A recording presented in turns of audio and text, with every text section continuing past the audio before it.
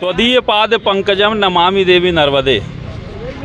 माँ नर्मदा के तट पर हम सभी वास करते हैं। माँ नर्मदा की जो प्रति हमारी श्रद्धा और आस्था है, इसको देखते हुए 2017 में मंडला नगर में प्रतिबंधित क्षेत्र घोषित किया गया था शराब के लिए। माँ नर्मदा से 5 किलोमीटर के दायरे में किसी भी प्रकार से शराब का विक्रय नहीं होगा, यह कहते हुए पूर्व मुख्यमंत्री ने शराब की दुकानें बंद करा दी थी। लेकिन उसके बाद 4-5 दुकान बंद कराने के बाद में लगभग 200-300 अघोषित दुकानें जो है खोली गई हैं और उसको खुला जो है वरद हस्त्र प्राप्त है आबकारी का, कि आबकारी उनके साथ मिली हुई है और संपूर्ण नगर में दुर्दशा हो गई है मंडला नगर की। एक और हम माँ नर्मदा को प्रणाम करते हैं, नर्मदा शुद्धि अभियान चलाते हैं, माँ नर्मदा में पंचकोसी की हम आरती संपन्न करवाते हैं, पूरा नगर उसमें शामिल होता है। तो माँ नर्मदा ऐसे शुद्ध हो जाएगी क्या? हमारी ऐसी मांग है कि जब तक माँ नर्मदा की नगरी, माँ नर्मदा तट को हम मांस मदिरा से मुक्त नहीं करेंगे, तब तक हम सच्चे भक्त माँ नर्मदा के नहीं हो सकते। मैं जिला प्रशासन से आज यहाँ पर अपने छात्र संगठन के माध्यम से निवेदन करने आया हूं कि जिला प्रशासन एक आदेश पारित करे कि आज के बाद से और ताबड़तोड़ कार्रवाइयां शहर में होनी चाहिए। जहां जहां मांस मदिरा का विक्रय है उनको बंद किया जाना चाहिए। जिन लोगों ने इनको संरक्षण दिया है उन पर कार्रवाई होनी चाहिए। और जो खुलेआम छाती ठोक कर कहते हैं कि कोई हमारा कुछ नहीं बिगाड़ सकता, शराब तो हम बेचेंगे, ऐसे लोगों पर कार्रवाई होनी चाहिए। हमारा ऐसा कहना है कि हमने आबकारी के खिलाफ आंदोलन खोला, मोर्चा खोला, अब ये लोग दबाव बनाने की राजनीति करते हैं। मेरे पास तो जबलपुर से फ़ोन आते हैं, मेरे पास तो इनके सिंडिकेट के बड़े ठेकेदारों के फ़ोन आते हैं, बड़ी बड़ी बातें करते हैं, कोई किसी प्रकार की बात करता है। हमारे छात्र संगठन के लोगों के ऊपर दबाव बनाया जाता है कि तुम्हारे ऊपर पुलिस मामला बनवा देंगे, तुम्हारे घर में आबकारी घुसेड़ देंगे।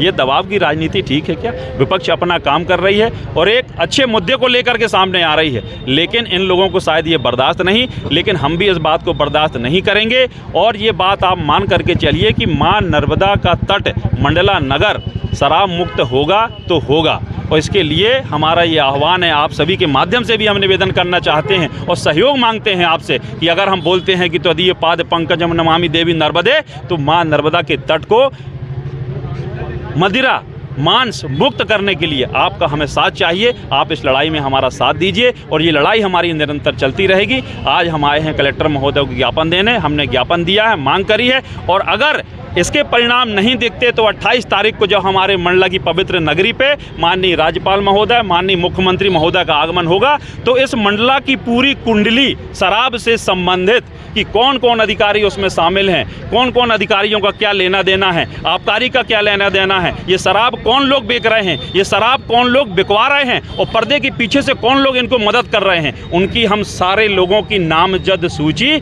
माननीय मुख्यमंत्री महोदय को, राज्यपाल महोदय को, उपराष्ट्रपति महोदय को और जितने भी मंत्री मिनिस्टर आएंगे उन सबको हम सौंपेंगे और बताएंगे कि मुख्यमंत्री जी आप वहां पर बैठ के घोषणा करते हैं, आप वहां पर बैठ करके कहते हैं कि मां नर्मदा के आंचल को शुद्ध करिए और आपके ही लोग, जिम्मेदार लोग, भाजपा के पदाधिकारी यहां पर शराब बेचने का काम करते हैं, इन पर कार्रवाई होनी चाहिए।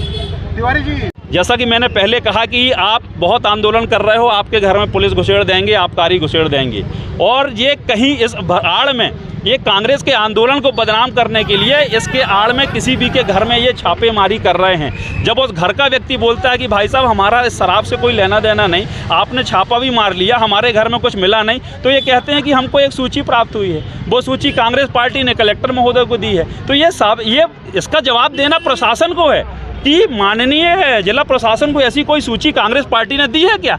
अगर दी है तो उस पर कार्रवाई सुनिश्चित होना चाहिए उन लोगों पर, और नहीं दी गई है और आबकारी अगर इसका लाभ लेने की कोशिश कर रही है तो आबकारी वालों के ऊपर मामला पंजीबद्ध करना चाहिए।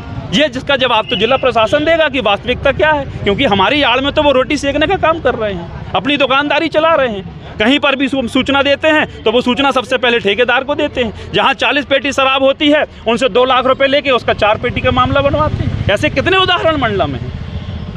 अब तो ये रास्ता देखते हैं कि कोई ये व्यक्ति आए यहाँ पर और हमसे बताए, या सिंडिकेट का आदमी हमसे बात करे, उनके कहने पे आबकारी विभाग चलता है। और आज की ये नाटक नौटंकी जो है ये उसी की परिणति है कि एक व्यक्ति आगे चल रहा है ठेकेदार और पीछे उसके 4 आबकारी के लोग चल रहे हैं, क्योंकि वो ठेकेदार बताता है कि यहाँ घुसो, यहाँ घुसो, यहाँ घुसो, ये करो।